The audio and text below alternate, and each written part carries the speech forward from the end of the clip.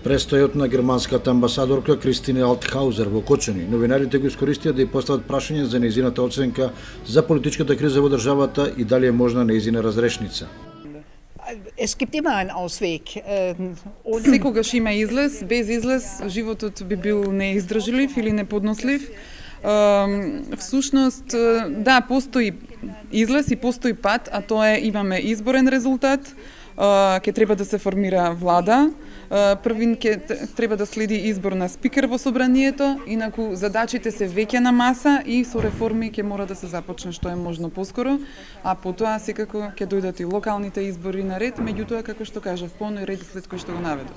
Во својот релативно дипломатски одговор, Алтхаузер не ги коментираше препукувањата помеѓу двете водечки партии во државата, Тиранската платформа и барањето на ВМРО-ДПМН нови парламентарни избори.